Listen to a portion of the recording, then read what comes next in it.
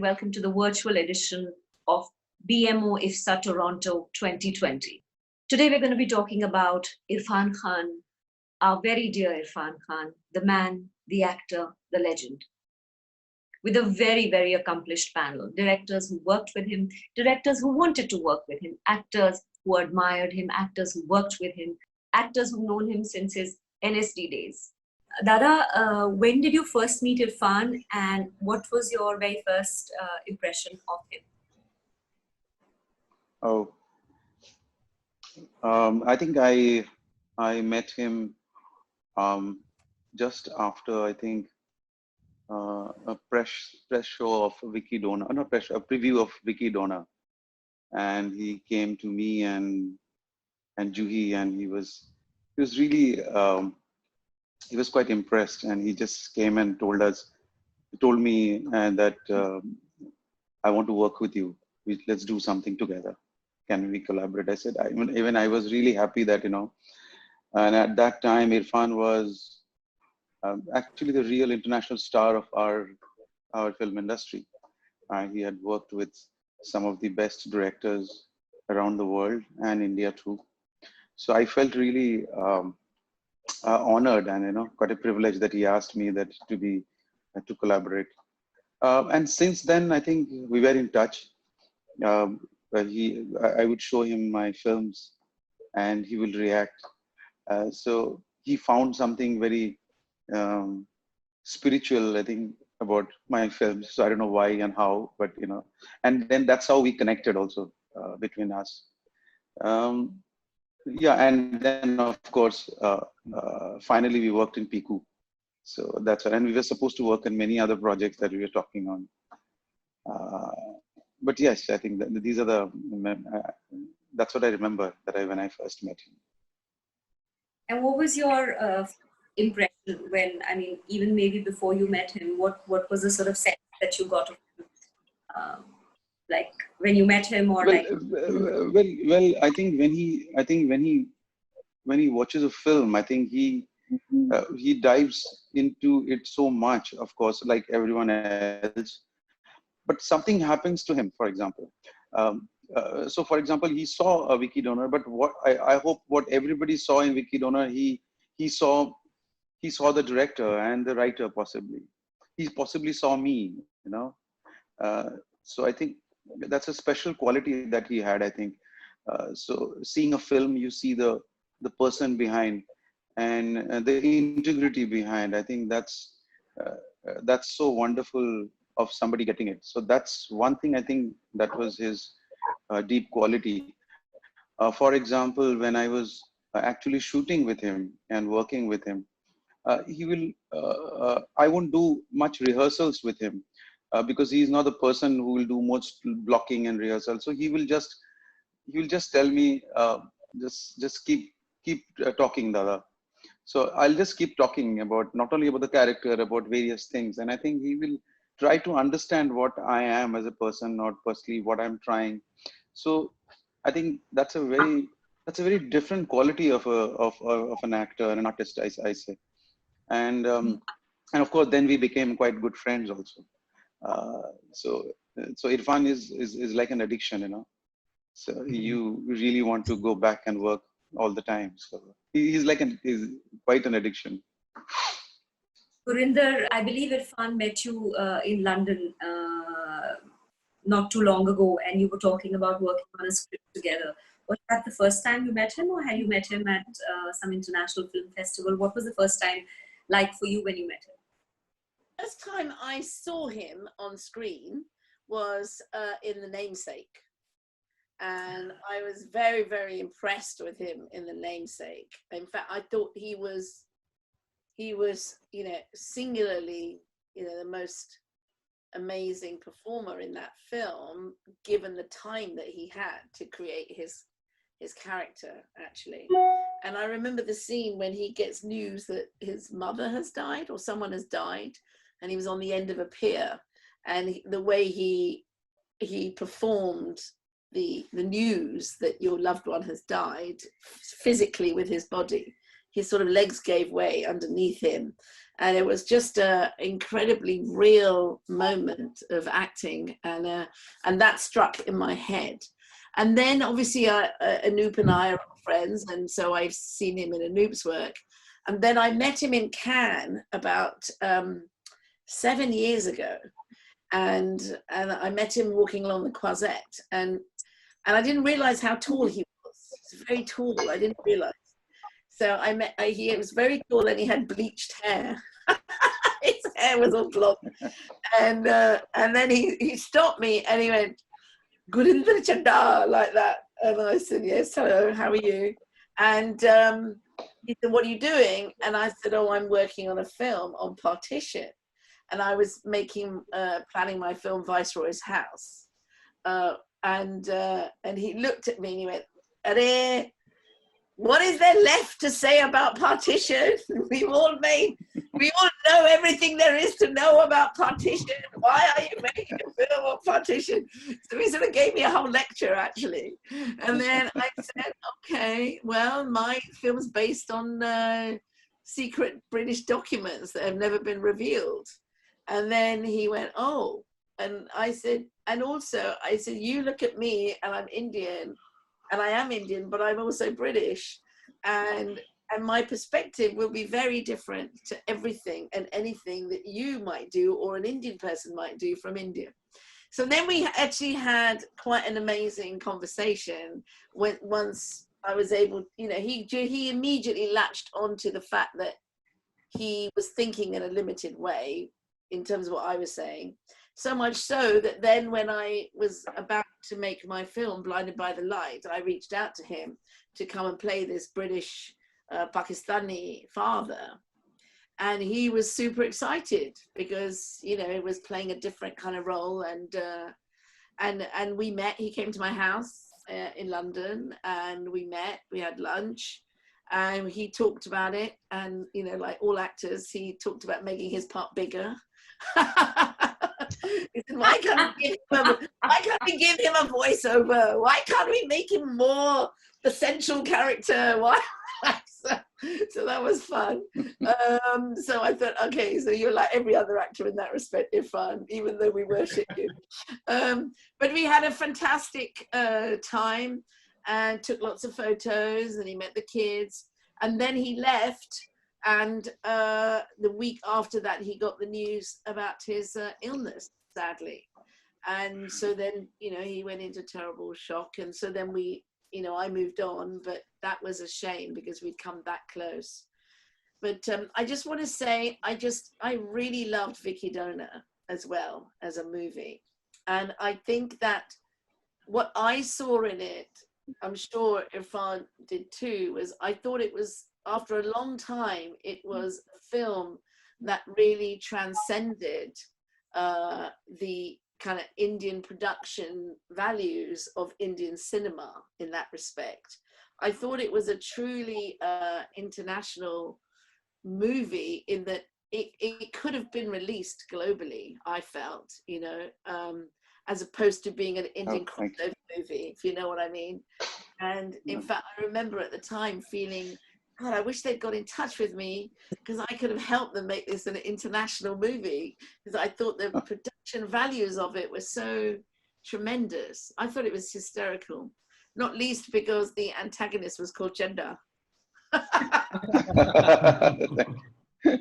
I think Thank you so much. You're welcome. But the thing is, it was full of life and laughter. And and a comedy, but it was also about masculinity. And I think if I look at Irrfan's work and certainly the work he's done with Anoop, he was one actor that was really interested in exploring masculinity. We even saw that in Lunchbox, and I think that's what stood him apart from so many other Indian actors. He had that ability to explore that side of him, Yeah.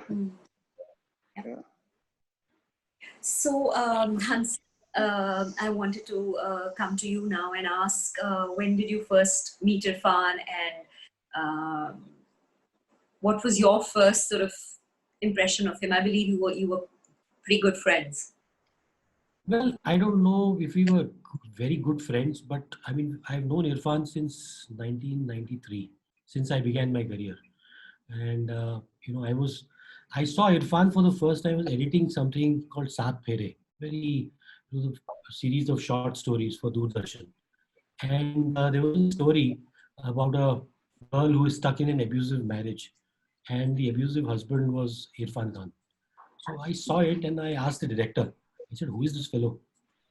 He said, he's that guy from Drishti. There was a film called Drishti in which Irfan was there. And I said, oh shit, he's the guy who made out with Dimple Kapadia.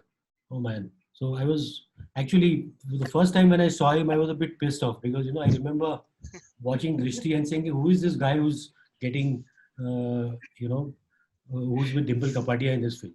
He suddenly, matlab, Shekhar Kapoor ko chhod ke, she's sleeping with, who is this guy?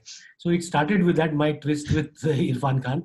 But but later on, I mean, I kept meeting, we had common friends, Saurabh Shukla and Ashish Vidyarthi, and a lot of common friends through whom I used to keep meeting Irfan.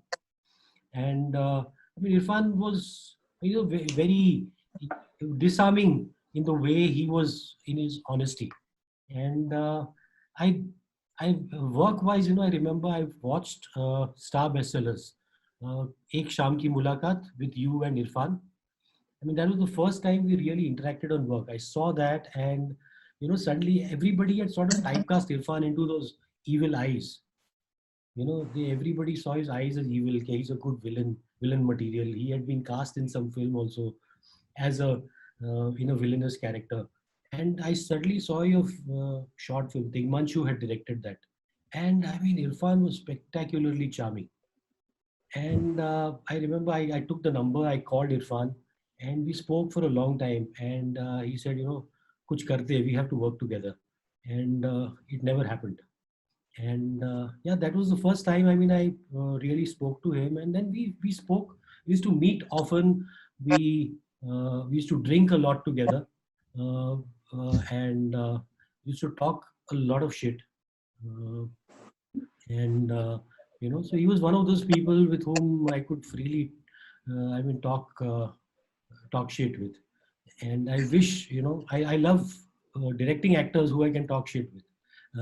And unfortunately, that never happened. We used to keep talking. I mean, he sort of, his trajectory, and he sort of saw my own trajectory. So when I sort of made a return to films with Shahid, he was one of the first persons to call me, ask me to watch the film. He was very encouraging of Rajkumar Rao. And he told me that, this boy is a rare talent. He's a rare actor. And, acha hai, I hope he remains this way. And I mean, in that much, Irfan said a lot. He would mumble a lot. So, I mean, we knew each other for the longest time, and yet I don't think I ever knew him. I know Irfan better than he knows me because I know Irfan through his work. He left behind such a spectacular body of work. And, you keep thinking about what could have been. Indeed. Indeed. So just a small snippet. Few years back, since Shoojit is there on the panel, so I was on the jury. I won't name the award. I told you about the award I gave you the name on the phone, but I was in the jury of a popular films award. And, Piku was part of the films that we were looking at. And I put Irfan's name up. And so and this is how unfair I felt, when a person is alive, his art is not seen for what it is. So there were people from the mainstream with me on the jury, and I said, Irfan for Piku, for one of the major awards. So they said, "Yaar, Irfan is Irfan." And I lost it. I said, Irfan is Irfan because you don't know what Irfan is. I'm sorry, I was about to. So I said, you don't know what it means to be Irfan. It's such a huge compliment that Irfan is Irfan. But I mean, this is what, unfortunately, when a person is alive, you say, he's Irfan is Irfan. I mean, it's such a casual thing. And I mean, I left the room for a bit because I found that very upsetting, you know. And then I came back and I said, actually it was a compliment. I mean, there's a naivety, but in that naivety there's a compliment. So yeah, I mean, Piku is one of my most favorite, one very beloved films of Irrfan, and in general one of my very beloved films. Very spiritual again. Delightful film. Yeah. All the films that have been mentioned, namesake, Piku. So we'll move on to Mita. Hi, Mita. Hi there. Hi. Mita, I found out today, I didn't know this. Mita has probably known Irrfan longer than any of us. She knew him in NSD. And I'm really curious to know about, so I want to understand that when you first met him in NSD as a young lad, what did you think of him? What was he like? He was your batchmate, right? Yes. So we're talking about 1984, which was a time when we had all just joined NSD in the first year. So Irrfan, his wife Sitabo, a lot of people, we were all classmates, batchmates. So we were the 84 to 87 batchmates. So for 3 years, we were all together. And at that time, remember, there's only films, and that were mainstream films, and some art films which are defined by Sham Benegal, which are defined then by Nasiruddin Shah, Shabana Azmi, and Smita Patil, and Om Puri. And then we have theater, which is what we had all come in for. And well, the first impression that I had of Irrfan was that there was this tall, lanky guy. At NSD, we are, all of us were considered an unusually talented batch by our seniors and the staff and faculty and all. And everybody was highly individualistic, really. So when we all were in NSD, we were pretty much trying to do our own thing. I had come from having done a post-graduation in English. So this is the first time that you enter an institute, not because your parents have told you to go there, because there's no parent ever told you to go and become an actor. It was like, what are you doing? You're ruining your life. So all of us had practically left home with the parents shouting behind our back saying, you are ruining your life, your future is consigned to the gutter. So we were all rebels. We had all come to study at drama school for 3 years. We had committed to give 3 years of our lives to a place where we were going to be locked up. And Irrfan was, what I remember for Irrfan was at that time, we would fight a lot.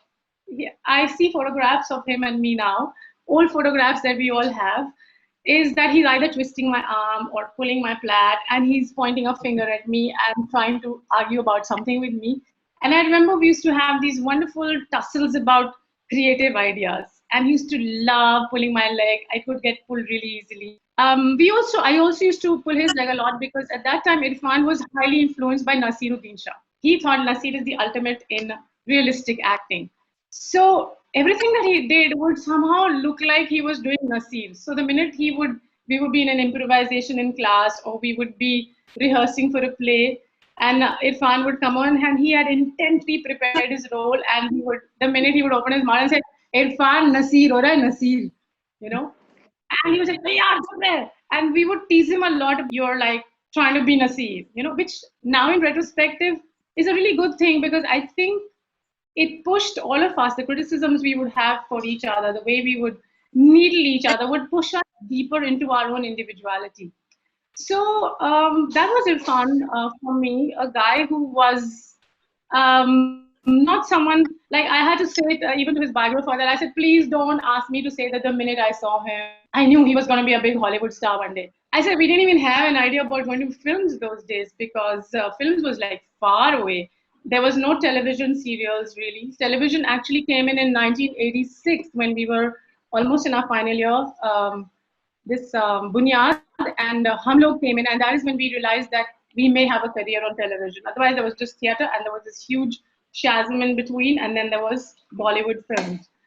And of course, the middle cinema gave some hope that people could get represented in cinema. So therefore, Irrfan's huge obsession with Nasir, which we really would rile him about, and and it's extraordinary because over the years, when you see him now, you see what a long way, the huge long trajectory. So to cut it short, because you have 3 minutes, and what I'll say is that a lot of videos have surfaced now, which Irfan and I did a lot of theater together. In drama school, we were cast a lot together, and as well as when we got out of drama school.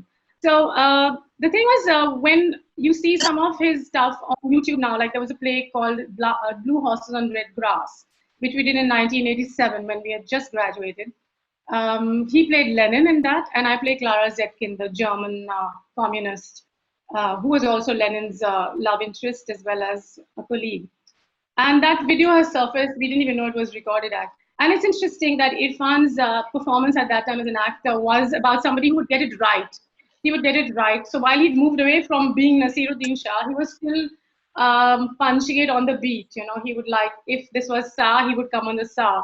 If it was Re, he would come on the Re.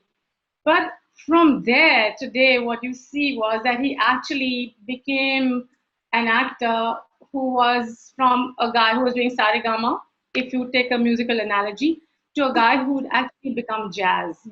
I see his performances as someone jazz. He would release these little notes that nobody had even dreamt existed in the composition. So Irfan's early days was a Nasiruddin Shah obsession, a lot of mischief, a lot of affection, a lot of laughter, a lot of obsession with getting it right. A very open guy, but a very closed actor. But that totally over the years became something different. I do have, even post LSD, there's a whole trajectory he and I have together. In fact, Anup is also in it, but maybe we'll come around to that in your next question or something. Yes, for sure. We move on to Vijay. Hey, Vijay. Hi. Hi. Vijay, what was your first meeting with Irfan like, and what did you think of him before you met him, and what did you think of him after you met him? Did his first meeting with you live up to your expectation of him? So yeah, I met him for the first time.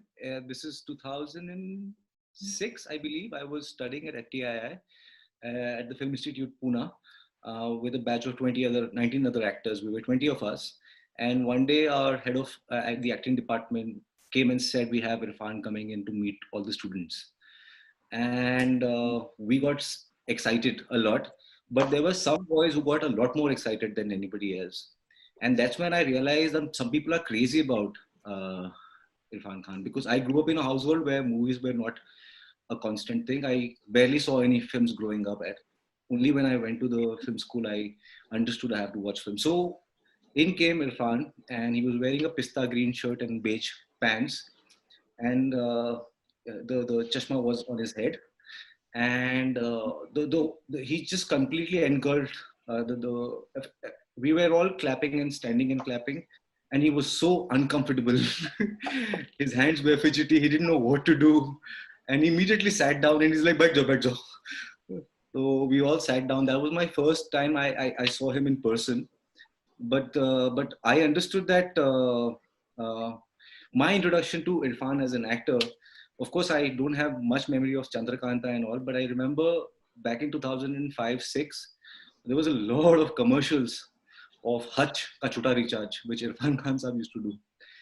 So वो बात पे he used to play this character जो आगे बोलता था कि girlfriend से बात करना है, कर लो बेटा, कर लो, छोटा रिचार्ज कर लो, हज का 10 रुपए का 20 रुपए का, आई लव यू बोल के काट दो. इस तरह के वो मतलब उनके 15-20 एड्स निकल गए थे. And they were so captivating. I saw him as somebody who is already a big star, who's selling brands, and such a unique voice. Like he owned the space that he was in. They were making ads to suit his sensibility, and so he came to meet us because he was shooting for Mighty Heart, a film that he did with Angelina Jolie. And right in the middle of the conversation, when he was talking to a bunch of us, he's like, यार मेरे को क्यों देने जाना है यार phone पे. क्या?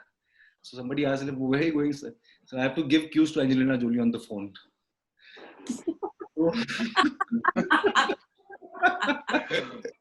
And क्या बात हो रही है यहाँ पर, हम लोगों को पता नहीं है, यहाँ के लाले पड़े हुए ये एंजेलिना जोली के साथ फोन पे बातें कर रहे हैं. So So I also I made a mental note that this guy is in Pune, he's come to meet us, but he's still invested in what is happening on the set. Of course, they are equally invested in Irrfan as well. And years later, I just did something. I did a film called Ghost Stories. I'm going to wrap myself up. So this is with Zoya Akhtar. It's a short segment in one of the Ghost Stories in the series. So I remember I was in some other country and Janvi was doing her shots and we were supposed to do phone calls. And I said, I'm going to give my cues and stuff. Like I planned it all and I did it. And I felt like it was an homage to what I learned from Khan Saab. How lovely. How lovely. Zakir bhai, coming to you. You were very, very close to Irrfan. We had a bit of a chat earlier today. तो आपका इरफान के साथ आपकी पहली मुलाकात क्या थी और क्या उसका फ्लेवर क्या था, आपके जहन में क्या चल रहा था जब आप इरफान से मिले? तो वो वैसा होता है ना कि भगवान से आप क्लोज फील कर सकते हो, भगवान आपके क्लोज है कि नहीं है ये आपको अंदाजा नहीं। तो मेरा उनके साथ वैसा वाला रिश्ता रहा कि मेरे को तो बड़ा क्लोज फील होता था, अब आगे मुझे नहीं पता क्या है। तो मेरी इरफान साहब से पहली मुलाकात ये रही कि मनप्रीत से हम मिले, तो किसी ने बताया कि इरफान साहब की मैनेजर। तो एक और वो मनप्रीत में ना एक बड़ी एयर थी, मतलब कि इरफान की मैनेजर हूं मैं। हाँ तो वो मैंने कहा अच्छा मैं भी आऊंगा। हाँ तो 2000 मेरे ख्याल से 2015 या 16 में एक दिन मुझे मनप्रीत का मैसेज आता है कि sir wants to talk to you. I am like why would sir want to talk to me, मतलब इरफान साहब को क्या बात करनी होगी मुझसे। और before I was just contemplating कि मैं रिस्पॉन्ड करूं मैसेज का कि हाँ ठीक है, अच्छा कि मैं फोन करूं, मतलब मुझे फोन करना है कि उनका फोन आएगा, क्या है क्या। इतनी देर में तो फोन बजता है और मैंने फोन उठाया और उधर से सीधे इरफान की आवाज आ रही है। वो बोल रहे हैं कि अरे जाकिर, मैंने कहा हाँ हेलो, इरफान बोल रहा हूँ। मैं कहा जी सर बताइए। कहता यार, और वो बोलना चालू करते हैं, यार वो वीडियो देखा तुम्हारा यार, वो बड़ा सही था यार, और वो बोले जा रहे हैं और मैं ऑकवर्ड हो रहा हूँ कि मैंने कहा अरे, मैं 2 मिनट तक चलता रहा वो। मैंने कहा प्लीज आप मत बोलो, मेरे को बहुत ऑकवर्ड लग रहा है आप बताओ। बोले नहीं यार कुछ नहीं, बस ऐसी, बस अच्छा लगा, तुम बॉम्बे आओ तो मिलना ना मुझसे। तो उसके अगले हफ्ते मैं ट्रैवल कर रहा था, मैं अगले हफ्ते उनके घर गया और पहली मुलाकात पे उन्होंने मुझसे 4 घंटे बात की।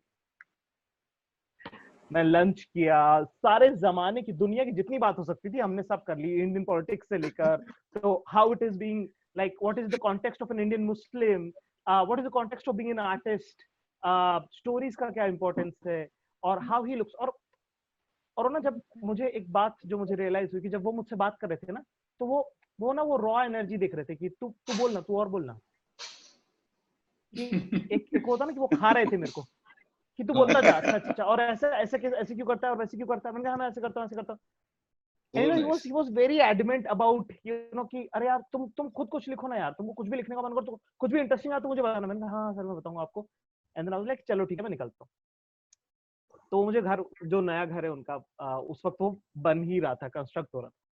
तो मुझे याद है वो बात करते करते कि यार देखो अच्छा लिखा नहीं जाएगा तो यार देखो हमारे साथ प्रॉब्लम क्या, हम एक्टर हैं यार, अच्छा लिखा नहीं जाएगा तो हम अच्छा करेंगे कैसे।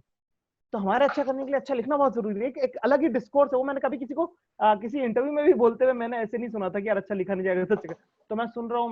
मैं कहा हाँ मैंने कहा ठीक है मैं बताऊंगा। उस वक्त I am sure Manpreet if you remember, एक बंगाली फिल्म थी जिसको उनको रीमेक करना था। It was a very old funny, यार मैं तुमको सीडी दूंगा तुम देखना वो फिल्म। मैंने कहा जी बताइएगा आप मुझे ना। लिफ्ट खुल गई तो मैंने कहा अब तो हो गया ना, मतलब अभी कितना है तो मैंने बोला कि चलिए, मैं कहा ठीक है मैं चलता हूँ। कहता हाँ यार वही मैं बोल रहा था कि देखो क्या है कि तुम्हारे पास नंबर है ना मेरा। मैंने कहा जी मैंने कहा वो हाँ शतुपा का नंबर है ना। मैंने कहा जी बस तो कभी भी फोन करो तुम, और ये घर है यार कभी भी आओ। कहाँ रहते हो? मैंने कहा पीछे साइड ही रहता बस कभी भी। अब लिफ्ट आ गई ग्राउंड फ्लोर पे है ना। तो मैंने कहा अब तो वापस जाना होगा ना। तो मैंने कहा चलिए ठीक है फिर है ना। कहता हाँ वही यार देखो क्या है कि अब जैसे ये जो फिल्म मैं कर रहा हूँ अभी वाली है ना, अब वो लॉबी में चलना चालू कर दी मैंने। और वो बिल्डिंग ऐसी है ना कि वो ऑलमोस्ट रोड पे है वो बिल्डिंग। उसका कोई ऐसा नहीं है कि कोई वो कहता है ना उसका बरांडा नहीं है बिल्डिंग कि आप लॉबी से निकलते हो सीधे फुटपाथ आता है। यार वो लॉबी से निकल के वो फुटपाथ वाला जो गेट है ना उसके पास आ गया। मेरा दिमाग खराब हो गया। मैंने बोला भैया मैं पकड़ लूंगा अपना रिक्शा, प्लीज आप अंदर जाओ यार। कहता रहा कुछ नहीं होता कुछ नहीं होता कुछ नहीं होता यार मैं कर लूंगा आप प्लीज मेरे को अनकंफर्टेबल हो रहा है प्लीज आप अंदर जाओ सो आई थिंक बहुत और वो एज ए मतलब एज कमेडियन ना I will I think we all we live and die to meet new people जहां आपको कोई स्टिमुलेट करे और मेरे जहन में हम लोग सब ना sorry just I start speaking in Hindi is everybody comfortable? I just looked at Gurinder and she's just completely off. No.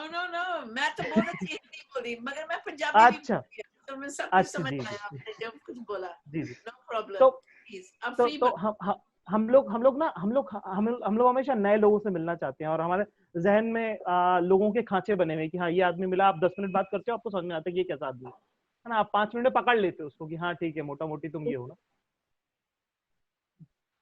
उनके साथ मिलके ना कभी भी ऐसा लगा नहीं कि हाँ 5 मिनट में समझ में आ गया आदमी उनकी हर मुलाकात उनसे जो है वो और नई और बेहतर और अलग करवट की रहती थी I think that was that's an impression I have on me of him. I think he was constantly improving. He was constantly thinking about what he can do next, how he can still improve. And despite the fact that he was considered as one मतलब not even in our country but world best actors में उनका नाम आता था उसके बावजूद जो है वो कंटिन्यूसली अपना हर एक इंच बाय इंच वो अपनी लिमिट पुश कर रहे थे आई थिंक मैंने उनसे यही सीखा Fantastic. So amazing.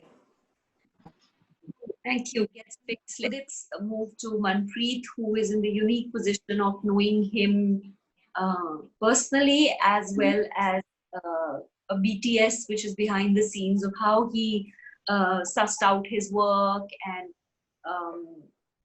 how he approached so many things. And I think that would be wonderful for us to know the sort of halfway house you are in. इधर भी उधर भी आपको दोनों पहलू से इरफान के बारे में पता है. That'd be lovely to know. But first, before we get to that, tell me when you met him first, what was it like? I'm a 90s kid. My understanding of Bollywood was very, very different from what it is today.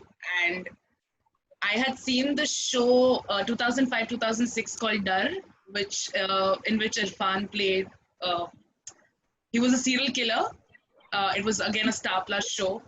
And as everybody says, it was his eyes, and everybody had stereotyped how those eyes work. And I was very scared of him. I had actually not seen a single film of his before joining him because I was so scared of him. And the first time, so I used to work with an agency, and they called me and said, okay, you're going to be managing Irrfan, so you need to go and meet him. He is having a private screening for Lunchbox. And I can't tell you, I was so scared because I had this perception of him being like, he would be so difficult because he's so knowledgeable. He's one of the best actors in the world. And I have no understanding of the business. I'm going to be of no use. He's going to tell me to go away after 2 days. And I meet him, and I remember my first time I met him, he was standing with Vishal sir, and they both were discussing about the film. And my senior introduced me, and the only words I could say to him was, hello, sir. That's all. And I was so transfixed with the fact that this person is standing in front of me who I've been so scared all my life as an actor. And I have this perception that he's this super intelligent world cinema guy. And I have this crazy idea of this business. And he just said, jaake picture dekho, aur mujhe picture ki baat batana. So Lunchbox actually is my first full feature film of Irrfan that I've ever seen. And the day when I was told I'm going to be working with him. I can't I'm so grateful and blessed because I couldn't have imagined it, and to work with him so closely. Also, it's a rare thing when a BTS person and a person on who interacts with him on camera would say that he's just the same. He's actually the same. The interactions that he would have with his director, he was so genuine and real that what he was with anybody else, he was the same person with us, with his team. His sense of difficulty he was never a difficult actor per se. His reasons for doing films were so different, And it's like how Hansal sir said, Irrfan to Irrfan hai. Like he's just playing himself so beautifully and diverse. To learn so much from him and to it used to be a problem as to how do I connect with him, the first 6 months, because he's an avid reader. I can't discuss Bollywood films with him. I don't know what to talk to him. And then I never had the pressure because he respected and gave me that space to be the person that I am. And I realized slow and steady that he was never trying to be a boss. He was always being a mentor.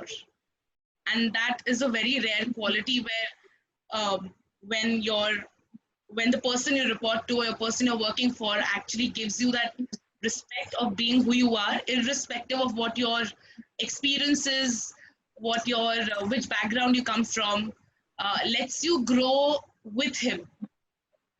And I literally feel like those 7 years that I have worked with him, he's helped me evolve to be a better human being more than anything else. How lovely. Hansal, what made Irrfan stand out for you as an actor? I think, I first saw Irrfan at a time when acting was perceived as it was how you deliver dialogues, how you use your body. It was a very physical kind of, we were all exposed to this mainstream Hindi film, very loud kind of acting. And, it was, I'd seen older films. You'd seen Balraj Sahni, you'd seen Motilal, you'd seen Dilip Saab, and you wondered what happened, in between kya ho gaya? Why did the performances just suddenly go so over the top? And, and you'd gotten sort of conditioned to seeing actors work that way. And then, that, especially that star bestseller, Ek Shaam Ki Mulaqat, it was I recommend people watch it because, you suddenly saw that I was completely unnerved when I first saw it. I said, "Yaar, ye kuch kar hi nahi raha." And then, slowly Irrfan Khan grows on you, and you say, "Ki, matlab, he's just walked into the part. He's walked into the part. The character Irrfan, there is no, you don't know what you're watching. It's such a surreal experience where the actor, the character, and everything, those boundaries disappear." And so that is something I saw then, and I have observed Irrfan from that time until Angrezi medium. I've watched every film of his. I've had conversations about every performance, with him. Things that I've liked, things I did not like about those films. He would ask me straight up what he would also criticize his own films. So yeah, I thought there was something that Irrfan brought to a performance that was beyond acting or interpretation or characterization. I think it was something very, very sublime, something sublime, something spiritual, and you almost did not notice him. There was an economy. It's very difficult to break it up into these words: economy, performance, expression, because Irrfan was none of that. Irrfan was Irrfan, and so whatever that senior person said, I think today it rings true. Irrfan was Irrfan. There can never be another Irrfan. That was his unique quality. And I think what Irrfan did in a bigger way, when Manoj Bajpayee started this whole thing about, the actor becoming a commercially saleable entity. And Irrfan took that to the next level. He made the actor into an international being. He really gave a stature to actors. Irrfan Khan's contribution to acting is all that he achieved in this short while for the cause of actors. If an Irrfan Khan was not there, a Rajkumar Rao wouldn't be there. If an Irrfan Khan wasn't there, Nawazuddin Siddiqui would not have been there. Absolutely. We have to credit Irrfan Khan for that transformation. And today, the fact that I am alive and able to make movies is because Irrfan Khan opened those doors. So we have to be grateful for that.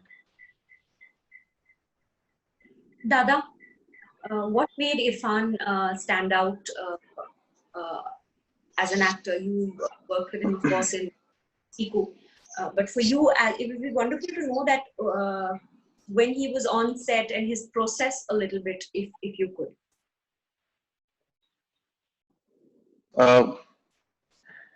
I mean, of course, we all know about different facets of Irrfan, what he has done. I just remember when I think Gurinder just said about the masculinity factor that that he wanted to challenge all the gender factor in him. So in the entire shoot, he would ask me in Piku, do I actually fall in love? Do I actually fall in love? There's any love connection? He'll constantly ask me.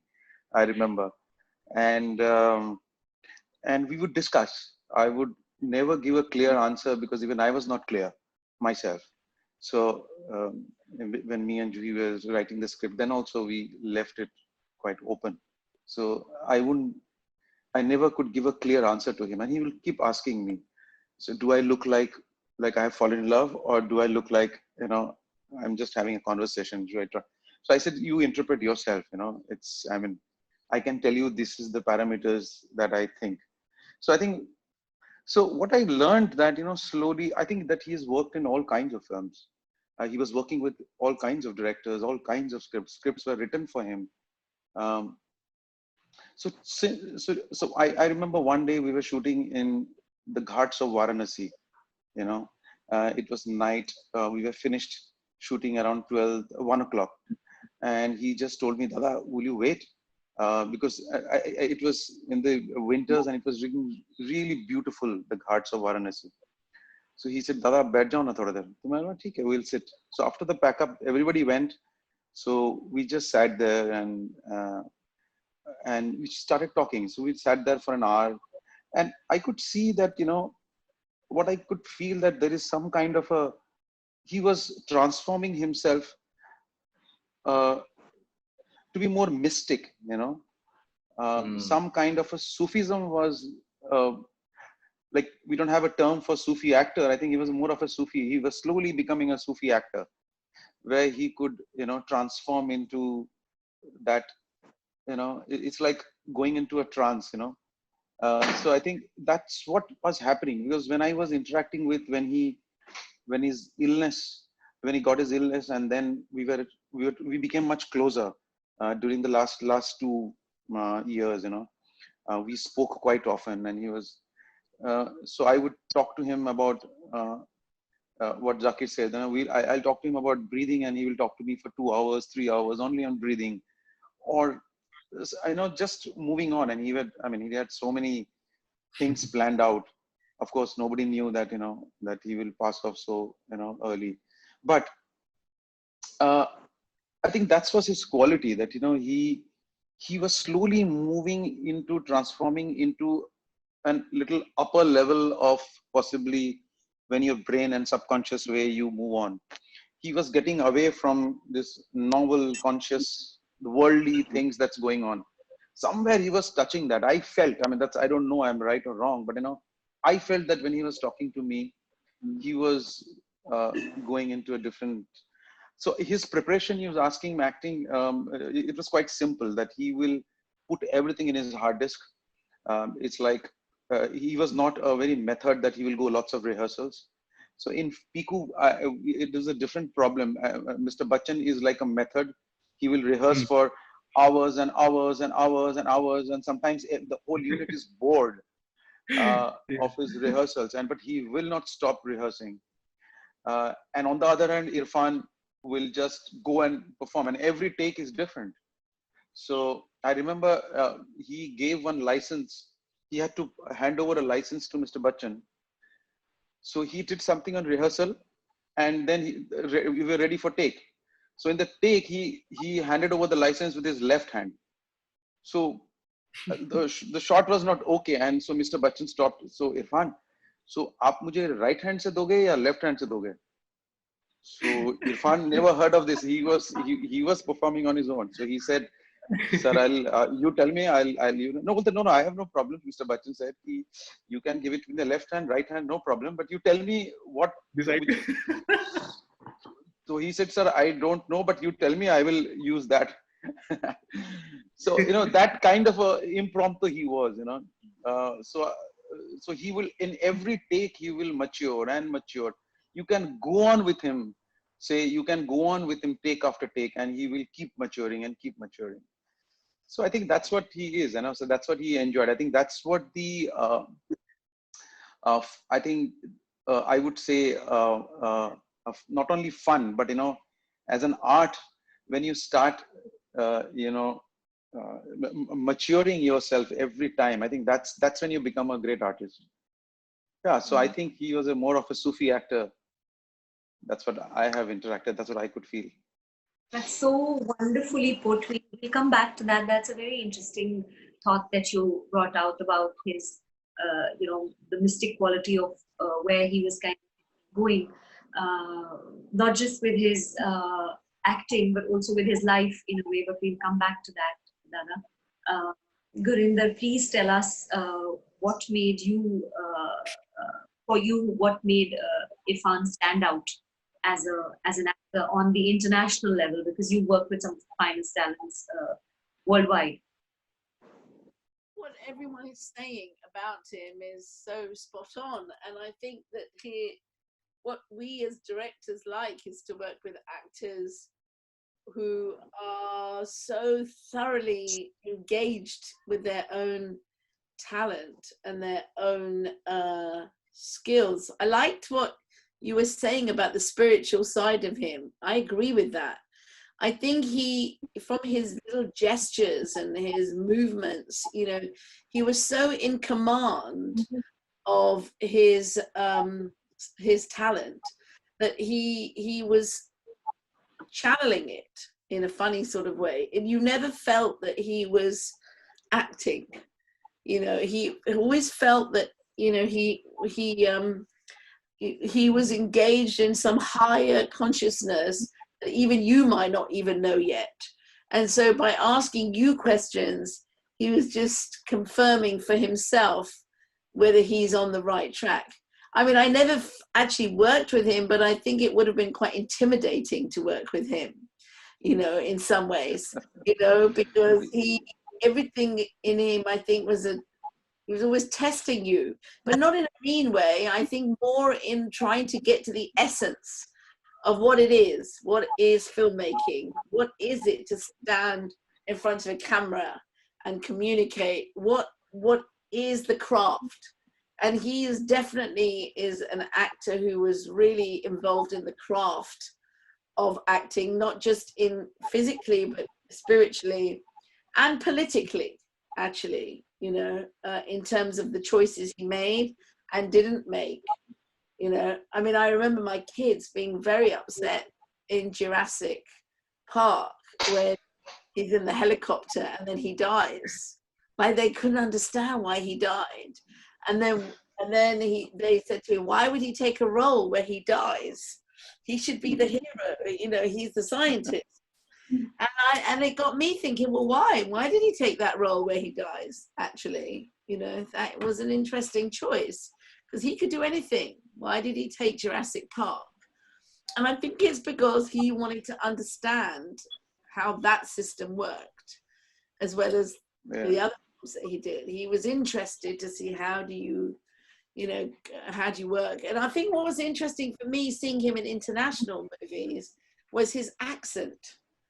How he dealt with the accent, because of course for a lot of Indian actors going crossovering, as you say, the accent is often an issue, just because of what is demanded in Indian cinema, and acting and hand gestures. I remember, I hope he won't mind me saying this, but when I met Anupam Kher for Bend It Like Beckham, I knew his work. I knew he was an actor's actor, and the first time we started rehearsing, I was like, oh, that's not going to work. You are coming from a totally different style.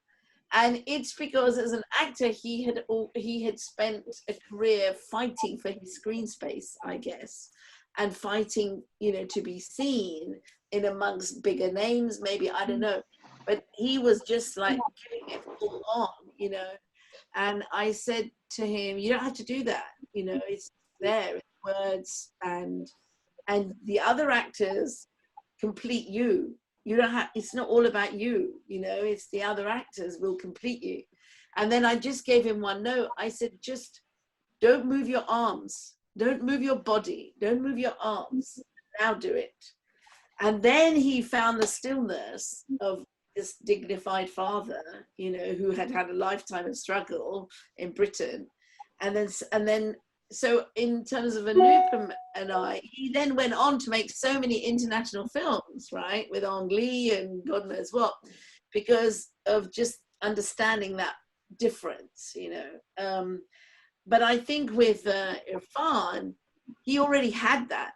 He was actually doing that in Indian films, you know. He was actually changing Indian films in that way, as you all have said, in terms of putting the performance, making the performance nuanced, actually, and surprising. And the thing, and I think the reason why as a director, I think it would have been intimidating working with him is because you don't know what he's going to do next. You don't know. Yes. Right? And Yes. you Yes. say one thing to him and he'll take it a different way. And then, you know, that's it. He did like to argue. That day he was with me, he liked to argue a lot. You know, he Oh, did, yes. Yes. yeah, he did say, but why? And then I'd explain to him and go, yeah, but why? You know, and I think that's just him checking your integrity. Man, he was an artist full of integrity, and he wanted to check that you were bringing the same integrity, you know, to your work, which is why he never had a wrong word to say about our mutual friend Anup Singh, you know, because he was always puzzled. Why am I and Anup friends? We're such different people, such different directors. The films we make are like opposites, and he was terribly puzzled by that. He couldn't work that out. That was the one thing he couldn't work out. But he was drawn to trying to figure that out, which is, I think, one reason he wanted to work with me, was to see why. What is it? What is this thing? So I think that's what the biggest thing that I will miss is this curiosity. That he was an actor, he was a performer, he was constantly curious about the medium and us as directors, and also his co-actors, and just being on a set, right? Just being on the set and bringing it alive. This conversation is making me very sad, I have to say now. So Getting a bit heavy, yes. yes. I'll tell you an interesting anecdote. We were shooting Tisca, and this was this very tight budget film, 5-country collaboration and all of that. And Anup was having a tough time with the European producer, because he was sort of clamping down very hard on creators and all of that. And there was this very big day which we'd all prepped for in advance, and the unit, the production people had reached and prepped up the whole place and all of that. And it was a very narrow window of opportunity. We had like an hour and a half or something like that to shoot. And everyone was ready, and Irrfan had this elaborate like beard. Literally every hair had to be stuck into his mustache and his beard and his pugri, which he used to crib non-stop about. We used to both sit together, I used to get this long wig put, and he used to put this thing, and he used to keep mumbling about how irritating it was and how annoying it was, and beard is sticking and it's irritating him and all of that. All of that had happened, and we were ready to shoot. And there's no Irrfan. And everyone was like, where is Irrfan? What has happened to Irrfan? Where did he go on? Because we had that much time to shoot. And Anup, you could see him, he had gone white in the face. And we looked everywhere. It was an old Haveli. And in the distance was Irrfan flying a kite. Like a little kid. He'd just taken this kite, and so somebody ran to him and said, what are you doing? So he said, "Arey, ho jayega, short hai na, ye zindagi hai, but hai." So, he understood that films are a part of life. Life is not a part of films. And so that, I think, is a perspective we as people sometimes lose. And so he came back and that shot was done in like 4 minutes. And we had ample time to redo it and take different magnifications and angles and all of that. But he had his moment with his kite. So I hope you're not feeling bad anymore, Gurinder, because he's free as a kite now, wherever he is, and bringing so much joy wherever he is. Mita. Oh, that's beautiful. What a lovely story. Yeah. What made Irrfan stand out for you? You've seen his trajectory, so briefly, if you could tell. Gosh, it's it's actually like talking about a sibling because you've grown up from diaper stage to wherever. So it's strange. So, from in a nutshell, I would say from someone who was imitating Nasir to someone who became inimitable. That's quite a trajectory, you know. And when we had just finished National School of Drama in 1987, we were shooting, and then I was just doing films back to back and everything. But a lot of my classmates had come into Bombay, and they were struggling to find work. And it was like that. Irrfan was someone who, it actually took him 17 years, and it must have needed a lot of strength, internal strength to come out of drama school and spend 17 years in Bombay before you hit it as big as he did. So it must have been very hard. I understood how hard it was because as soon as I came out, I became a star. But then after a while, I reached a plateau. There were no more films being made. So then you have to stop being someone who's getting any work. So that's a different, so you understand the pain of not having work. Maybe later, maybe earlier. With Irrfan, it was interesting because one of the early things we did together was a telefilm for Govind Nilani called Jazeere, which was just shortly after we graduated from drama school. It's an Ibsen play called Little Eolf. This was the Hindi adaptation of it. It was for Doordarshan. And there was Ratna Pathak Shah in it playing Irrfan's wife. I play his stepsister, and he plays this intellectual writer who's taken a vacation because he wants to figure his life out. And when he comes back, the wife is extremely anxious about how is this changed their relationship. And I, as a stepsister, discovered that we are not related. So there is suddenly a different feeling that comes into the sibling relationship. So there was a particular scene that he and I had, which was just the two of us sitting and talking because his little son is drowned. And he needs to get away from his wife, who's hysterical, and the brother and sister, the step brother and sister, which was him and me, are sitting and talking. But there are undercurrents of a new relationship that is beginning to emerge because the sister knows that she's actually not related to him. And so there is a certain erotic underplay that's begun to happen. Very interesting, complex characters. And when I see the performance now, I realize, oh my God, we were just so young. We were like 25, 6. And we were playing these amazing characters with such depth. But the interesting thing about Irrfan was that we finished the shoot, the film was released, he saw it. And then I get a phone call from him. I was really busy shooting other films, so after seeing the film, I didn't really do much else with it. But he called to tell me, to discuss the scene with me that we had done, and to tell me what he thought was beautiful and how the silences had spoken. So Irrfan was somebody who would, right from the word go, not talk about a career. Like he never told me, यार तू इतने बड़े directors के साथ काम करी मुझे मिलवा दे. He never did that. He wasn't thinking, but when we got together, he was talking acting. We discussed the nuances of the scene that we had done together. And a little later, when I got into production, when I got into production, I'd written a Saturday Suspense, which was based on an Agatha Christie story vaguely, but it was mostly done up. It was called Salgira, which was interestingly Baman Irani's first ever acting role. He was playing the husband who has decided to kill his wife on the second anniversary. The wife's love, the guy who was interested in the wife, that is Irrfan, comes along, by the way, looking for her, etc. It's still there. I think that is the first time, in the trajectory that when I look back at Irrfan's work now, and I'm speaking as someone who loved him totally, like a sibling, a twin, as a co-actress, as many things. when you look back at the trajectory, I think it was with Anup that Irfan came into something of his own, because this was 1996 that we did Salgira. And I remember Anup saying, we need to cast somebody for the love, this guy who's interested in this woman. And I said, my classmate Irfan, I think he's a really good actor, so let's call him. And that's, I think, when Anup and Irfan met for the first time. And there was something in the way that Anup was shooting that kind of shifted something, I think, in Irfan, because there was the ability to sculpt the frame with yourself as an actor.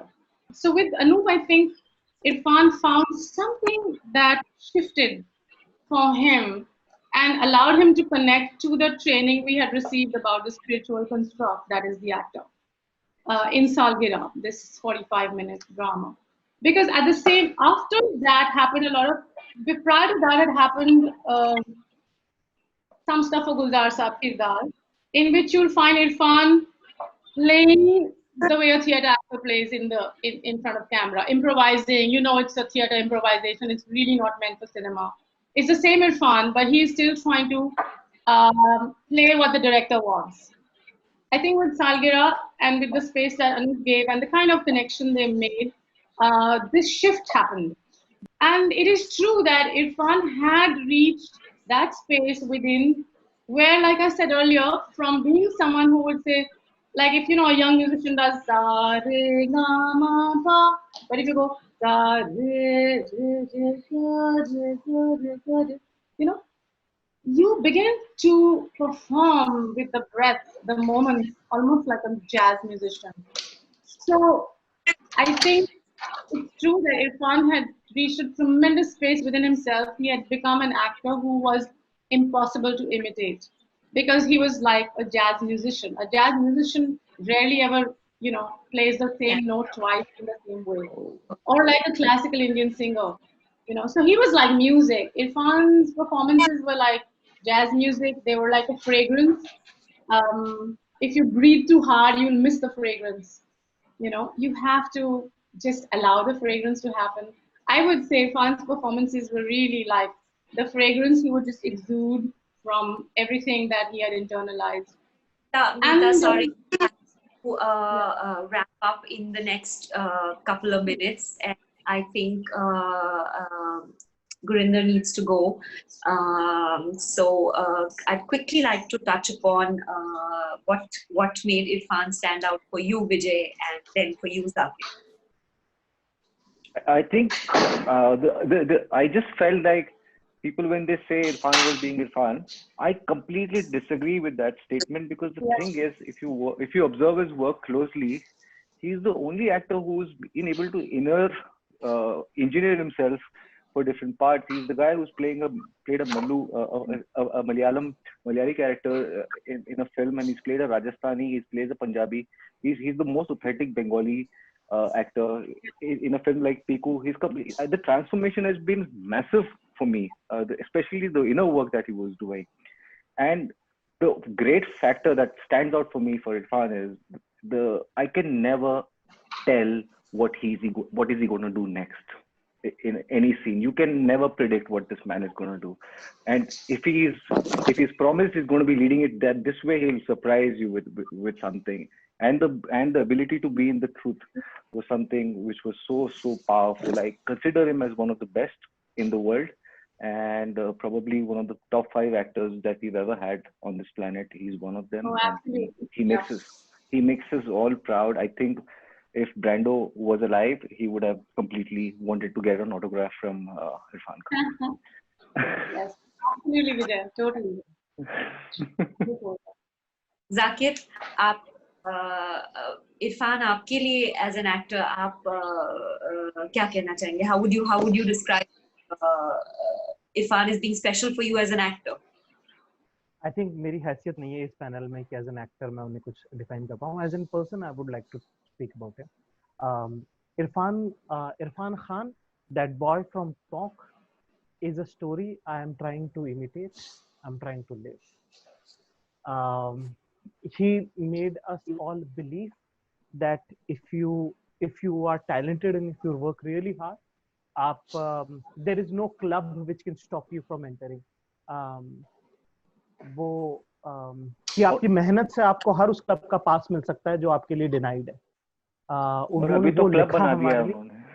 हाँ, और वो लिखा उन्होंने हमारे लिए लिखा वो, बिल्कुल. और वो उनको हर बार जब आप देखते हो वो आप विटनेस करते हो, और not only he has touched us with his work, but also with his kindness with everybody who's interacted with him.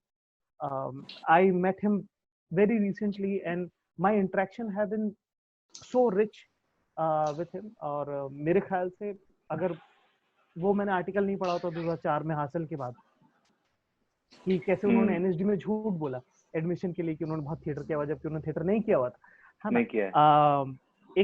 एक आदमी जिसको आप देख रहे हो कि वो विलेन के किरदार निभाते आ रहा है और आपको कब पता ही नहीं चला कि वो आदमी हीरो है. You know there is no timeline to it, like है ना, आपके हीरोज होते हैं जो विलेन की तरह काम कर रहे होते हैं. हासिल में मैंने वो फिल्म मुझे मुंह ज़बानी याद है, मुझे रवा है वो फिल्म, है ना, कि ये साली आंख हमारी जो मारो तो मारना कि लगे तुम्हारी जान को कि मारा है. वो एक एक अल्फाज उनका बोला हुआ, वो चाहे खराब से खराब काम में किसी ऐसी फिल्म में जो बिल्कुल सबको पता था कि यार डूड ये तो गड़बड़ी हो गई है, ठीक है, उसमें भी जब वो जिस लम्हे वो स्क्रीन पे आए तो उन्होंने बिल्कुल एकदम उजाला सा कर दिया. तो आई थिंक मेरे लिए एक्टर से कहीं बढ़कर उनकी वो कहानी वही मैं कोशिश कर रहा हूँ, और आई थिंक वो उनसे जो सीखा मिला. Thank you so much, all of you, for sharing all your wonderful insights and taking out the time. We're all blessed to be touched by his genius. Thank you, every single one of you.